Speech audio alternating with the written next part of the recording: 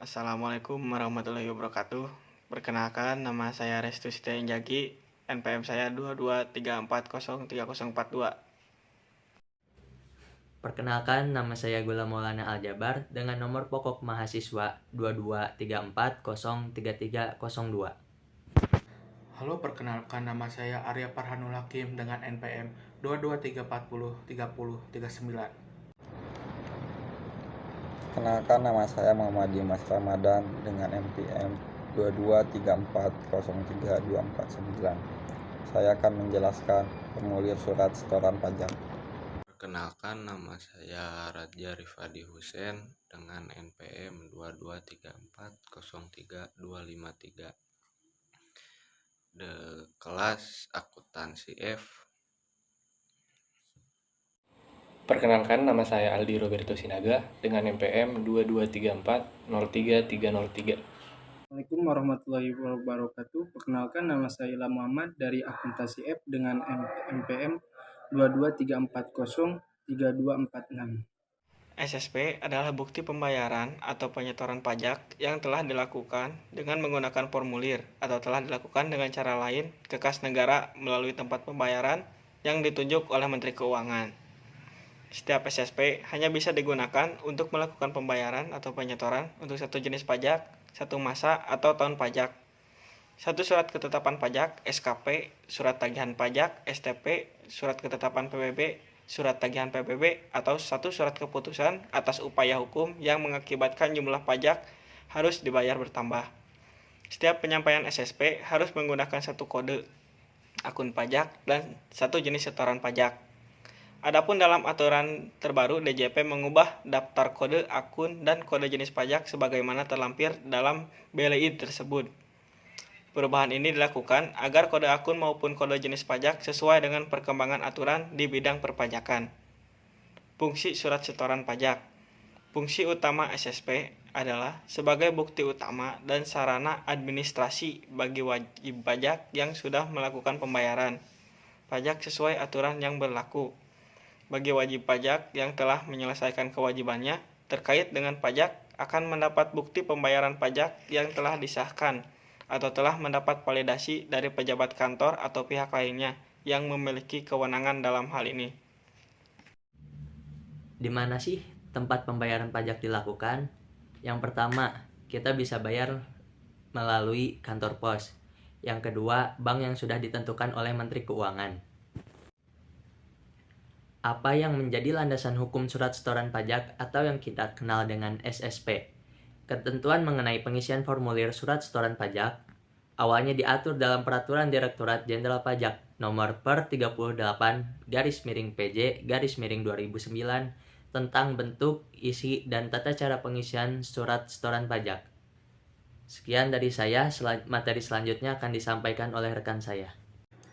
Jenis-jenis SSP dibagi menjadi dua, yaitu SSP standar dan SSP khusus. SSP standar adalah surat yang oleh wajib pajak digunakan atau berfungsi untuk melakukan pembayaran atau penyetoran pajak yang terutang ke kantor penerima pembayaran dan digunakan sebagai bukti pembayaran dengan bentuk, ukuran, dan isi sebagaimana ditetapkan dalam lampiran keputusan Direktur Jenderal Pajak ini. SSP standar dibuat rangkap 5. Lembar pertama arsip WP, lembar kedua untuk KKP melalui KPKN, lembar ketiga untuk dilaporkan ke KPP, lembar keempat arsip kantor penerima pembayaran, dan lembar kelima arsip wajib pungut atau pihak lain sesuai ketentuan UU Perpajakan. Yang kedua ada SSP khusus. SSP khusus adalah bukti pembayaran atau penyetoran pajak terutang ke kantor penerima pembayaran yang dicetak oleh kantor penerima pembayaran dengan menggunakan mesin transaksi dan atau alat lainnya yang isinya sesuai dengan yang ditetapkan dalam keputusan Direktur Jenderal Pajak ini dan mempunyai fungsi yang sama. SSP khusus harus memuat NPWP, nama WP, identitas kantor penerima pembayaran, kode jenis pajak atau kode jenis setoran, masa pajak atau tahun pajak, jumlah dan tanggal pembayaran, dan terakhir nomor transaksi pembayaran pajak. Sekian, terima kasih. Formulir surat setoran pajak. Surat setoran pajak (SPP) merupakan bukti pembayaran atau penyetoran pajak yang sudah dilakukan oleh wajib pajak dengan menggunakan formulir atau dengan cara lain ke kas negara. Penyampaian SPP ini dapat melalui tempat pembayaran seperti pos, bank BUMN, atau BUMD, dan lainnya. Petunjuk pengisian formulir. 1. NPWP, nama WP dan alamat diisi sesuai dengan benar. 2. Kode akun pajak dan kode jenis setoran. 3. Uraian pembayaran. 4. Masa pajak. 5. Tahun pajak. 6. Nomor ketetapan. 7. Jumlah pembayaran. 8. Terbilang untuk SPP standar. Formulir surat setoran pajak terbagi menjadi 4. Yang ke-1, arsip wajib pajak. Yang kedua, kantor pelayanan pembendaharaan negara atau KPPN. Yang ketiga, dilaporkan oleh WP ke kantor pelayanan pajak atau KPP. Yang keempat, arsip kantor penerimaan pembayaran. Terima kasih. Batas waktu pembayaran pajak. A. Batas waktu penyampaian SPT-nya paling lama 20 hari setelah akhir tahun pajak.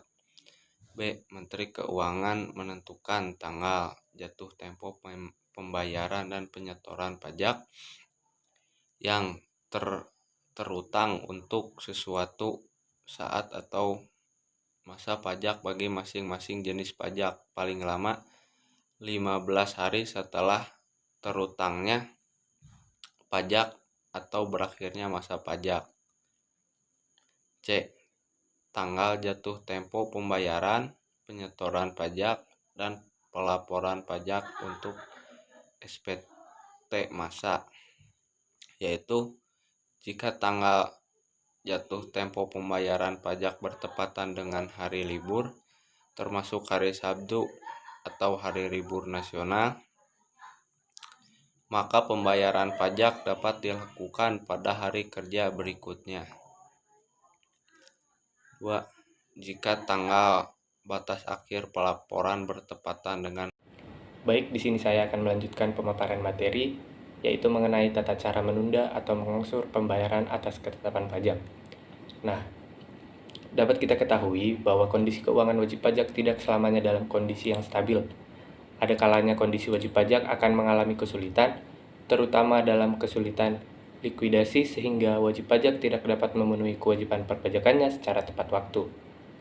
Maka dari itu, wajib pajak dapat mengajukan permohonan untuk mengangsur atau menunda pembayaran pajak tersebut.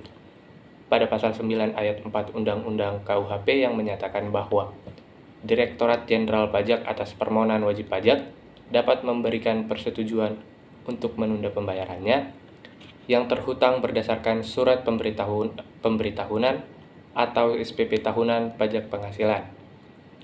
Nah, apa saja yang harus dipenuhi oleh wajib pajak untuk mengajukan permohonan menunda pembayaran pajak? Ada beberapa hal yaitu yang perlu diperhatikan oleh wajib pajak. Yang pertama adalah mengisi surat permohonan penundaan pembayaran atas ketetapan pajak. Dalam surat permohonan penundaan pembayaran pajak tersebut harus memenuhi beberapa syarat, yaitu yang pertama, surat permohonan tersebut harus ditandatangani oleh wajib pajak. Dan apabila wajib pajak sedang berhalangan, tidak dapat menandatangani secara langsung, maka dapat diwakilkan kepada orang yang telah ditunjuk oleh wajib pajak untuk mengisi surat permohonan tersebut. Dan harus dilampiri oleh surat kuasa dari wajib pajak tersebut. Perhatikan dalam surat permohonan pajak, yaitu harus mencantumkan yang pertama, apabila surat ditujukan untuk mengajukan permohonan pengangsuran pajak, di dalamnya harus memuat jumlah hutang pajak yang akan dimohonkan untuk diangsurkan pembayarannya. Kemudian, ada masa angsuran dan besarnya angsuran. Dan yang kedua, apabila surat tersebut ditujukan untuk permohonan penundaan pembayaran pajak, maka harus mencantumkan jumlah hutang pajak yang akan dimohonkan untuk ditunda pembayarannya dan juga jangka waktu penundaan pembayaran pajak. Kemudian, yaitu harus melampirkan bukti yang menyatakan bahwa wajib pajak tersebut memang sedang dalam kondisi kesulitan untuk melakukan pemenuhan kewajiban pajak, seperti dengan melampirkan laporan keuangan perusahaan atau laporan keuangan intern, yang kemudian dengan melampirkan catatan bruto dan penghasilan bruto. Hal kedua yang perlu diperhatikan oleh wajib pajak yaitu batas waktu penyampaian surat permohonan tersebut. Nah, ada batas waktu untuk menyampaikan surat permohonan mengangsur atau menunda pembayaran pajak tersebut. Maksimal atau paling lama disampaikan pada saat 9 hari kerja sebelum tanggal jatuh tempo pembayaran hutang tersebut. Dan yang ketiga yang perlu diperhatikan oleh wajib pajak yaitu pada saat mengajukan untuk permohonan pengangsuran atau penundaan pembayaran pajak, yaitu harus memberikan sebuah jaminan berupa aset tetap berwujud yang dibuktikan dengan sertifikat atau surat kepemilikan atas aset tersebut. Dan juga aset tersebut tidak boleh atau tidak sedang dijaminkan kepada pihak lain atas hutang wajib pajak tersebut. Dan juga jumlah aset tersebut harus sama nominalnya dengan jumlah hutang yang harus dibayar kepada Direktorat Jenderal Pajak. Nah, untuk yang terakhir yaitu pemberian keputusan oleh Direktorat Jenderal Pajak, yaitu dalam jangka waktu 7 hari setelah surat permohonan diterima. Permohonan wajib pajak dapat disetujui sepenuhnya dan sebagian atau menolaknya. Nah, apabila dalam jangka waktu 7 hari tersebut Direktorat Jenderal Pajak belum memberikan keputusan, maka permohonan wajib pajak tersebut dianggap disetujui sepenuhnya. Demikian sekian pemaparan materi dari saya. Untuk selanjutnya akan dijelaskan oleh rekan saya. Terima kasih. Nah, di sini saya akan menjelaskan tata cara mengisi SSP secara online atau melalui e-billing. Tata cara yang pertama, teman-teman buka dulu Google Chrome teman-teman, lalu teman-teman akses website DJP online. Kemudian sesudah akses website DJP online, teman-teman login dengan NPWP teman-teman masing-masing. Jikalau teman-teman belum mempunyai NPWP teman-teman bisa registrasi agar teman-teman bisa mempunyai NPWP. Tata cara registrasinya itu secara online sama, yaitu dengan cara teman-teman akses website e-reg pajak, kemudian teman-teman login. Terus kemudian teman-teman sesudah login dengan ke website e-reg pajak tersebut, teman-teman pilih menu e-billing system, yaitu teman-teman pilih menu tersebut. Kemudian di sana akan disediakan menu SSE dan SSE. Nah, klik teman-teman klik menu SSE tersebut. Terus di sana akan dilampirkan formulir yang teman-teman harus diisi. Teman-teman harus mengisi formulir secara benar dan tepat. Kalau jika ada kesalahan, teman-teman tidak akan bisa membayar atau mengisi SPP secara online. Harus formulir tersebut harus benar. Kemudian setelah teman-teman mengisi formulir tersebut dengan benar dan jelas, teman-teman lalu klik submit atau submit, ada menu submit. Teman-teman klik, terus di sana akan muncul kode e-billing. Nah, di sana ada kode e-billing. Terus teman-teman setelah klik kode e-billing tersebut, teman-teman bisa membayar pajak secara online.